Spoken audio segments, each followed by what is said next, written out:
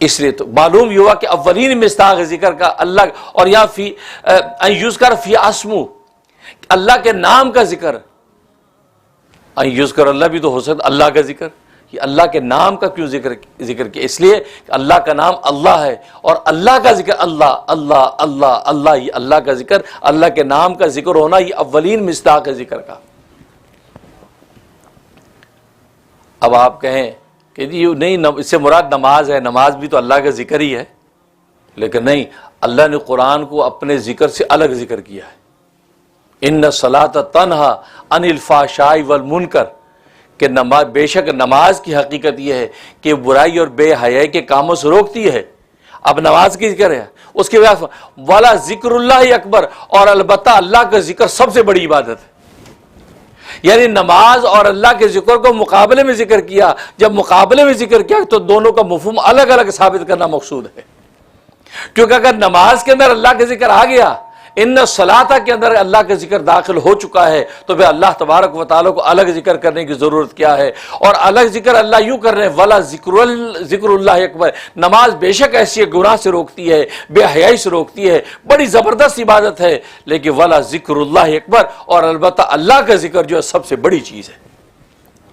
اور اللہ کے ذکر کو اس کے مقابلے میں ذکر کیا تو معلوم وہ ذکر سے مراد کیا ہے؟ یہ زبان سے ذکر، جیسے حدیث میں فرمایا کہ تیری زبان ہر وقت جو اللہ اللہ کا ذکر کرتی رہے، تیرے ہونٹ ہر وقت اللہ کے ذکر سے جو وہ ہلتے رہیں، تو اللہ تبارک و تعالیٰ کو بڑا محبوب ہے۔ تو دیکھو ذکر کو نماز کے ساتھ مقابلے میں ذکر کیا، اور واو عطف کے ساتھ ذکر کیا، اور جو واو عطف کے ساتھ جب ذکر کرتے ہیں تو معطوف معطوف علیہ یہ دوسرے کا مغایر ہوتا ہے۔ یہ عربی انشاء کا اصول ایک عام آدمی عربی جاننے والے جانتا ہے کہ معطوف علیہ اور معطوف جو ہے یہ دونوں کے دونوں آپس میں غیر ہوتے ہیں، تبھی درمیان حرف عطف آتا ہے۔ تو پہلے نماز کا ذکر کیا، والا ذکر اللہ اکبر کہہ کے ذکر اللہ کا ذکر کیا، تو دونوں آپس میں غیر ہیں۔ نماز مستقل ایک عبادت، اور اللہ کا ذکر مستقل عبادت، اور اس عبادت کے بارے میں فرمایا سب سے بڑی عبادت یہی ہے، کیونکہ ظاہر ہے کہ اللہ کا ذکر ساری عبادتوں کی روح ہے، اور روح سب سے بڑی چیز ہے۔ روح اگر بدن سے نکل جائے تو نہ خوبصورت آنکھیں کسی کام کی، نہ خوبصورت کان کسی کام کے، نہ کسی خوبصورت ہونٹ کسی کام کے، نہ خوبصورت ہاتھ پیر کسی کام کے، نہ لمبا چوڑا سراپا کسی کام کا، کیونکہ روح ہی نکل گئی۔ تو اگر اللہ کا ذکر اور یاد ہی عبادت میں نکل گئی تو نماز کا قیام کسی کام کا نہیں، نماز کا رکوع کسی کام کا نہیں، اس کا سجدہ کسی کام کا نہیں، کیونکہ جو روح تھی اس کے اندر جو اللہ کا ذکر وہی نہیں رہا، تو پھر یہ خالی خولی جو کھوکھلی نماز اللہ کو قبول نہیں ہے۔ اسے والا ذکر اللہ اکبر۔ اور بسا اوقات بعض نادان یہ شبہ کرتے ہیں یہ اللہ اللہ اللہ، یہ جو ذکر یہ کہاں سے ثابت ہے جی؟ یہ آپ کہاں سے کرتے ہیں؟ یہ اسی قرآن سے ہی ثابت ہے۔ قرآن میں کیا اللہ والا ذکر اللہ اکبر، اللہ کا ذکر سب سے بڑی عبادت ہے۔ اللہ اللہ اللہ کا ذکر، اللہ نے صاف اس میں کہا والا ذکر اللہ، اللہ کا ذکر، اور اللہ کا لفظ جب کرتے ہیں اللہ اللہ اللہ، یہ اللہ کا ذکر ہے نا۔ تو قرآن نے کہا یہ سب سے بڑی عبادت ہے، تو قرآن نے خود اللہ اللہ اللہ کے ذکر کو ذکر کر دیا، اور فرمایا اللہ اللہ کا جو ذکر ہے وہ سب سے بڑی عبادت ہے۔ اور آپ ہمیں پوچھ رہے ہیں کہ جی اللہ اللہ اللہ جو آپ کرتے ہیں یہ کہاں سے ثابت ہے؟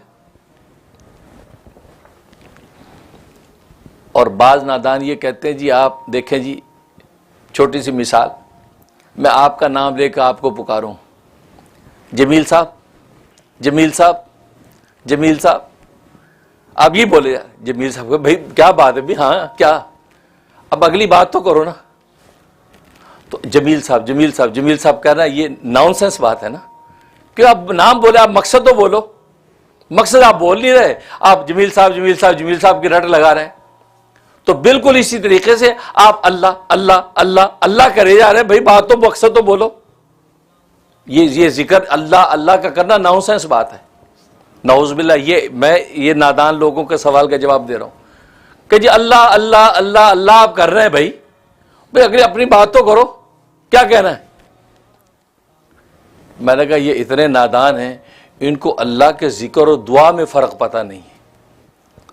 حالانکہ آپ کسی کو پکار کے اپنا مدعا پیش کر دیں، اس کو تو دعا کہتے ہیں۔ مثلا کہا یا اللہ میری فلاں حاجت پوری کر دے، یا اللہ ہماری بیماری دور کر دے، یا اللہ اہل اسلام کو سربلندی دے دے، اس کو تو دعا کہتے ہیں۔ دعا کے اندر جو ہے آپ کو اپنا منشا اور مقصد پیش کرنا ہوتا ہے، اس کا نام ذکر کر کے اس کو متوجہ کر کے اپنا منشا پیش کر رہے ہیں۔ تو اگر دنیا کی مثال میں آپ اگر کسی کو پکار رہے ہیں جمیل صاحب، اب آپ کو پکارنے کے بعد وہ متوجہ، اب آپ کو اپنا منشا پیش کرنا ہے، وہاں پر اگر نام کی رٹ لگاتے رہیں گے تو یہ نان سینس ہی کہلائیں گے۔ لیکن اللہ تبارک و تعالیٰ سے جب آپ دعا کرتے ہیں تو اللہ کو پکارنے کے بعد اپنا منشا اور مقصد رکھ دیتے ہیں دعا میں۔ لیکن ہم تو دعا کی بات نہیں کر رہے، ہم تو ذکر کی بات کر رہے ہیں، اور ذکر کے اندر منشا اور مقصد نہیں رکھا جاتا، اس میں عاشق اپنے محبوب کے نام کو پکارتا رہتا ہے، اس کو ذکر کہتے ہیں۔ اللہ اللہ اللہ اللہ اللہ، بس وہ محبوب کا نام بار بار منہ پہ لا کے وہ اپنے منہ کو میٹھا کرتا، اور محبوب سن کے خوش ہو، دیکھو مجھے پکار رہا ہے، بس یہی تو مقصد ہے۔ تو ذکر اور دعا میں یہ فرق ہے، دعا میں اپنا منشا پیش کرنا ہوتا ہے، ذکر میں منشا پیش نہیں کرنا ہوتا۔ ذکر کے اندر تو اللہ تبارک و تعالیٰ کا ذکر کرتے رہو، بس اس کا تذکرہ کرتے رہو، اور اس تذکرے کی وجہ سے دل کے اوپر جو انوارات اترتے رہیں گے، اور اللہ تبارک و تعالیٰ کا قرب آپ کو ملتا رہے گا، اور شیطان آپ کے دل سے دور بھاگے گا کہ یار یہ دل غافل نہیں ہے، بلکہ اس دل میں اس خدا کی یاد ہے، اس یاد کی وجہ سے اس کی جو سارے وسوسے رک جاتے ہیں۔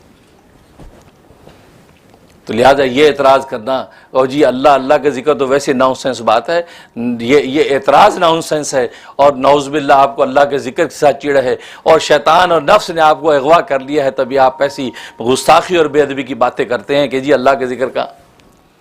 اور یہاں پر بھی اللہ نے کیا کہا، ان یذکر فی اسمہ، کہ اس میں ذکر کیا جائے اللہ کے نام کا، اور اللہ کا نام کیا ہے؟ اللہ کا جو ذاتی نام ہے اللہ ہی ہے، اللہ کا ذاتی نام اللہ ہے، اور باقی سارے نام جتنے وہ صفاتی نام ہے۔ رحمان صفاتی نام ہے، رحیم صفاتی نام ہے، رؤوف صفاتی نام ہے، منان حنان صفاتی نام ہے۔ اللہ کا جو ذاتی نام ہے، اسم، وہ اللہ ہی ہے۔ تو گویا کہ اس کا نتیجہ کیا نکلا، ان یذکر فی اسمہ کا مطلب کیا نکلا کہ ان یذکر فی اسم اللہ، یعنی اللہ کے نام کا ذکر۔ اور یہ لوگ اللہ کے نام کا ذکر کرنے سے مسجدوں سے روکتے ہیں، تو فرمایا کہ یہ ان سے بڑا ظالم کوئی نہیں۔ اور پھر مساجد کا لفظ ہے، دنیا آج بھی اس زمانے میں بھی جہاں جہاں مساجدوں میں اگر وہاں اللہ کے نام کا ذکر کرنے سے کوئی روکے گا، وہ من اظلم میں داخل ہے۔ اور آج کتنی متعدد مسجد دنیا کے اندر آپ کو ملیں گی، وہاں آپ کو ذکر کی محفل مسجد میں لگانے سے روکیں گے، اور جی یہ کیا بدعت آپ نے شروع مچا دی، یہ کیا طوفان بدتمیزی ہے، لا الہ الا اللہ لا الہ الا اللہ، یہ کیا طوفان بدتمیزی ہے، ہٹیے جی ہٹیے، انتظامیہ نے منع کیا ہے۔ بس آپ سمجھ جائیں ومن اظلم میں آپ شامل ہیں، کل روز قیامت میں اللہ کو جواب دینا ہوگا، اور اللہ نے کہہ دیا کیا سزا ہے، لہم فی الدنیا خزی، دنیا کے اندر تمہارے لیے رسوائی ہے، اور آخرت میں تمہارے لیے بہت بڑا عذاب ہے۔